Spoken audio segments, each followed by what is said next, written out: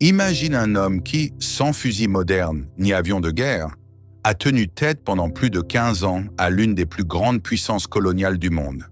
Cet homme, c'est Samori Touré. Chef visionnaire, stratège de génie, fondateur d'un empire, il a mené une guerre impitoyable contre l'armée française. À une époque où l'Afrique commençait à tomber une à une sous la domination européenne. Mais qui était vraiment Samori Touré? Était-il un simple guerrier, un roi ambitieux ou un résistant guidé par la foi et la liberté? Son nom est souvent cité, mais peu connaissent la vraie histoire, dans toute sa complexité et sa grandeur. Aujourd'hui, sur Histoire et Motivation, je te raconte l'histoire d'un homme que les colons appelaient le rebelle, mais que l'Afrique appelle aujourd'hui un héros. Tu vas découvrir comment un jeune homme malinqué a défié l'ordre colonial, bâti un empire dans la tourmente et laissé une empreinte indélébile dans l'histoire africaine. Reste bien jusqu'à la fin, car l'histoire de Samori Touré est bien plus qu'un récit de guerre. L'histoire de Samori Touré ne commence pas avec des trônes en or, ni dans une cour royale pleine de faste. Elle commence dans la poussière rouge de l'Afrique de l'Ouest, au cœur du territoire malinké, dans l'actuelle région de la Haute-Guinée, vers 1830. À cette époque, l'Afrique est encore libre de toute domination coloniale. Mais les tensions internes, les razzias, les guerres locales et la traite négrière interne ravagent de nombreuses communautés. C'est dans ce contexte instable et brutal que naît Samori, dans le petit village de Manyambala-Dougou. Samori est issu d'une famille modeste de la communauté des Dioula, un sous-groupe des Malinqués. Son père est un commerçant. Rien ne le prédestine au départ à devenir chef de guerre, encore moins empereur. Mais un événement tragique va bouleverser sa vie à jamais. Vers l'âge de 20 ans, sa mère, Sokona Kamara, est capturée par des guerriers esclavagistes. Pour la sauver, Samori prend une décision qui marquera le début de sa légende. Il se livre volontairement aux ravisseurs et reste 6 longues années à leur service, comme esclave militaire, dans l'armée de Séré Bourlé, chef de guerre de la région. Pendant ce temps, il apprend la guerre, l'art du combat, la stratégie militaire et surtout la patience. 6 ans plus tard, ayant gagné la confiance de son maître et s'étant formé au maniement des armes et à la tactique, Samori est enfin libéré. Il retourne auprès des siens, mais il n'est plus le jeune homme d'autrefois. Il est devenu un combattant redoutable, un meneur d'hommes et un stratège qui n'oublie jamais une injustice. Sa première mission, se venger de l'humiliation subie, libérer sa famille de toute dépendance et assurer la sécurité de son peuple. Dans les années qui suivent, Samori se bâtit une réputation de chef militaire redoutable. Il commence à unifier les clans malinqués et Dioula sous sa bannière. À la différence des autres chefs locaux, il ne gouverne pas par la terreur ou la richesse, mais par la loyauté, la discipline et la vision. Il comprend que, pour survivre dans un contexte où les royaumes africains s'affaiblissent et où les Européens approchent dangereusement, l'Afrique doit s'unir. Il constitue progressivement une armée bien structurée, avec des unités de cavalerie, d'infanterie et même un corps de fusiliers. Mais ce n'est pas tout. Samori adopte une stratégie à long terme. Il fait venir des artisans, des marabouts, des commerçants et forme un embryon d'État moderne.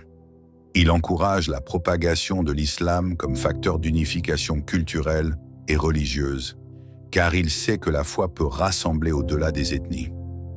Il établit une capitale, Bissandougou, et commence à signer des alliances et à mener des campagnes militaires contre les royaumes voisins qui menacent son autorité. Petit à petit, Samori Touré bâtit un empire, l'empire du Wassoulou, qui va bientôt s'étendre sur une partie de la Guinée, du Mali, de la Côte d'Ivoire et même du Burkina Faso. Mais Samori n'est pas un conquérant aveugle. Il ne se contente pas de prendre des terres, il administre. Il met en place une organisation efficace, nomme des gouverneurs régionaux et assure un système de justice basé sur la charia. Il interdit le vol, sanctionne les abus et promeut l'éducation religieuse. Bien sûr, tout n'est pas parfait et sa politique n'est pas toujours tendre envers les réfractaires. Mais dans un contexte aussi instable, son autorité permet un ordre qui contraste avec le chaos régional. Pendant ce temps, les Européens, notamment les Français, avancent de plus en plus dans l'hinterland africain. Ils ont déjà conquis le Sénégal, s'installent au Soudan et lorgnent sur la région guinéenne. Samori comprend très tôt que le vrai ennemi n'est pas seulement les royaumes voisins ou les traitants d'esclaves, mais l'impérialisme européen qui approche, avec ses canons, ses navires et sa soif de domination. À partir de ce moment, il commence à acheter des fusils, à forger ses propres armes, à former ses troupes à des techniques de défense face aux envahisseurs européens. Il adopte une vision à long terme. Si l'Afrique ne s'organise pas, elle sera brisée. Ainsi se forge, pas à pas, la figure de Samori le résistant. Un homme qui, sans avoir hérité d'un trône, va construire son autorité avec sa tête, ses bras, sa vision et son courage. L'aigle de Wassoulou est prêt à affronter le vent de la tempête coloniale. Ce n'est plus une simple histoire de survie. C'est le début d'un combat pour la liberté, pour la souveraineté africaine, pour l'honneur de tout un peuple.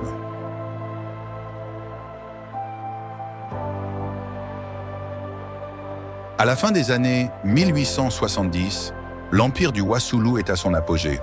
Samori Touré a uni des dizaines de chefferies, créé une armée régulière, instauré la loi islamique et consolidé son autorité sur un territoire aussi vaste qu'un pays européen.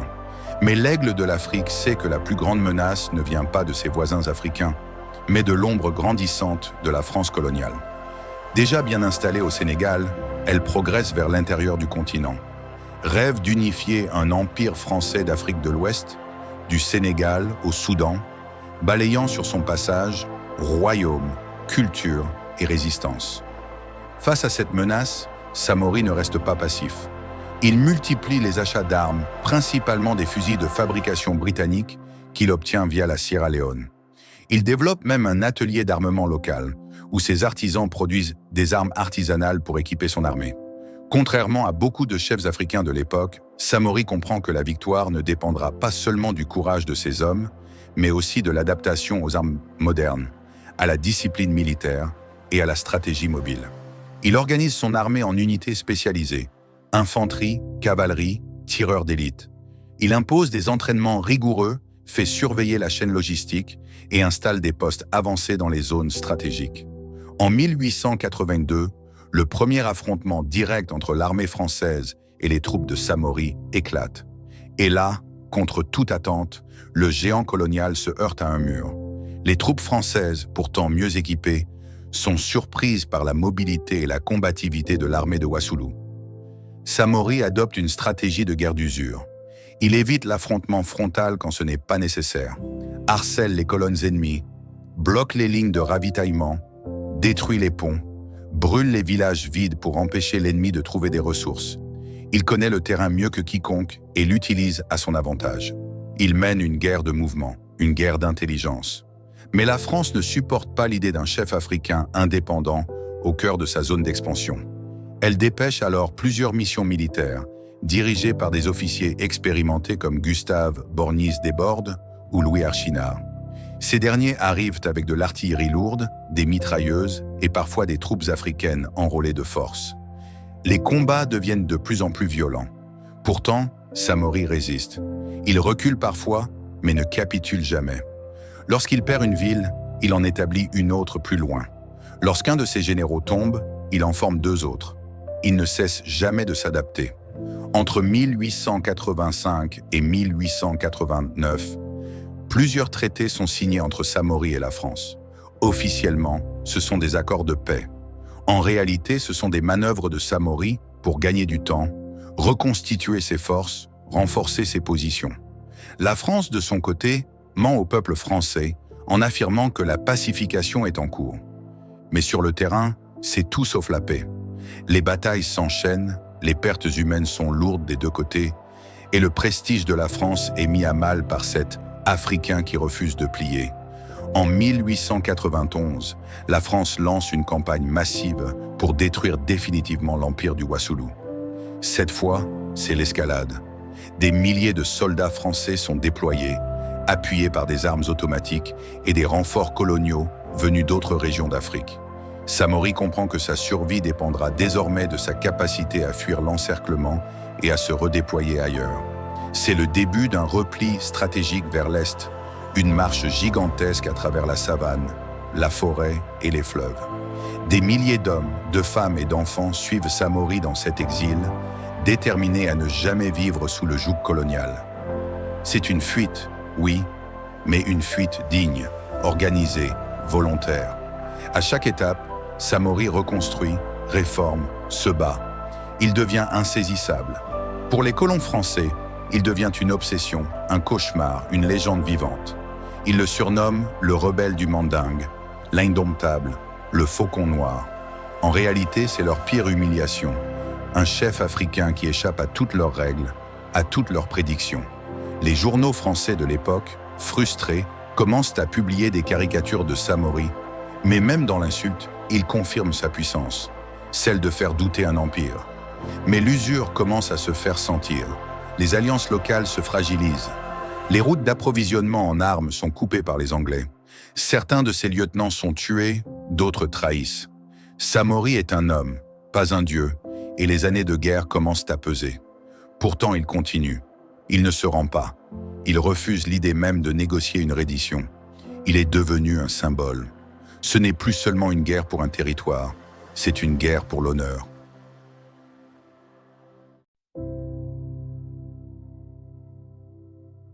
La France, frustrée par cette guerre sans fin, décide de tout miser sur sa destruction. L'objectif est clair, capturer Samori coûte que coûte. Le général Henri Gouraud, celui-là même qui capturera plus tard l'émir Abdelkader en Algérie, est envoyé pour le traquer dans les profondeurs de la Guinée forestière.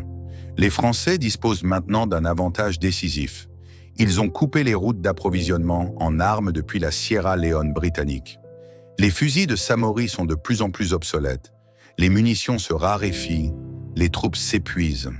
Mais Samori ne se rend pas.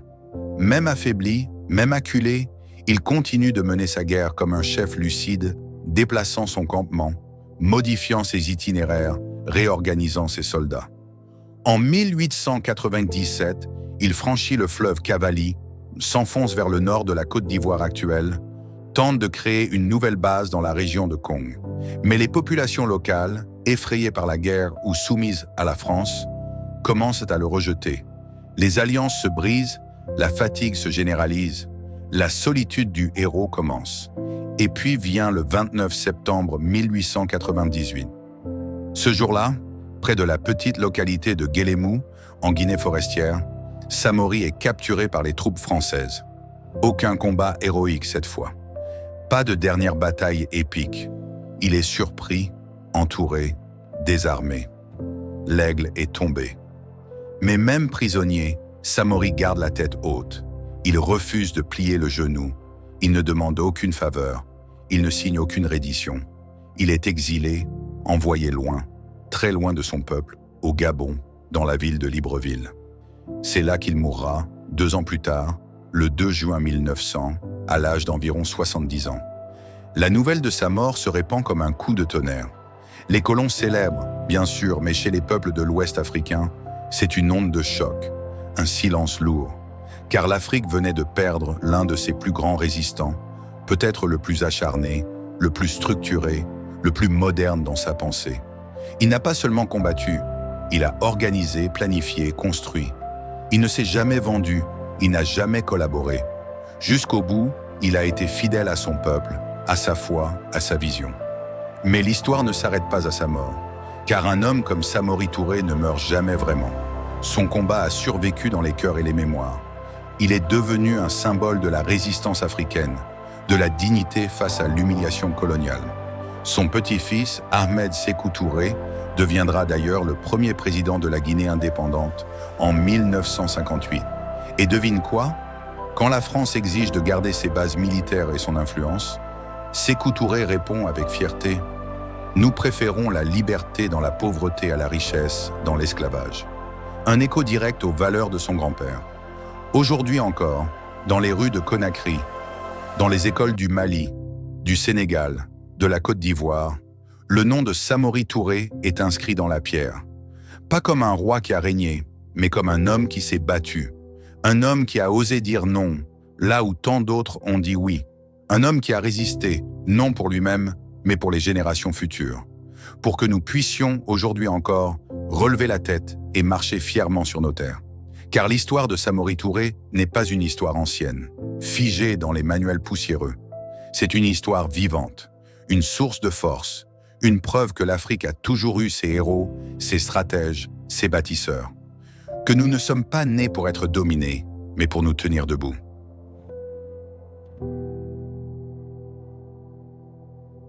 Voilà l'histoire de Samori Touré, l'aigle du Wassoulou. Un homme né sans titre, mais devenu empereur. Un chef de guerre, mais aussi un bâtisseur d'État. Un résistant, mais surtout un visionnaire. Pendant plus de 15 ans, il a défié l'un des empires coloniaux les plus puissants du monde, avec rien d'autre que son intelligence, sa foi, sa volonté et son peuple. Il n'a jamais cédé, jamais trahi, jamais accepté l'humiliation. Même capturé, il est resté digne. Et c'est pour cela que son nom résonne encore, des siècles plus tard. Ce que Samori nous laisse, ce n'est pas seulement une page d'histoire, c'est un message, un rappel que, même face à la force brute, l'esprit de liberté ne meurt jamais. Un appel à la détermination, à la résistance, à la fierté de nos racines africaines. Son combat ne doit pas rester dans l'oubli. Il doit vivre en nous, nous inspirer, nous guider. Si cette histoire t'a touché, si tu crois comme moi que l'Afrique doit se souvenir de ses héros, apprendre d'eux et en tirer sa force, alors fais un geste. Abonne-toi maintenant à la chaîne Histoire et Motivation. Ici, chaque vidéo est une clé pour comprendre notre passé, renforcer notre identité et bâtir un avenir digne. Et si tu veux que l'histoire de Samori Touré inspire d'autres jeunes comme toi, partage cette vidéo autour de toi. L'Afrique a besoin de mémoire. L'Afrique a besoin de modèles.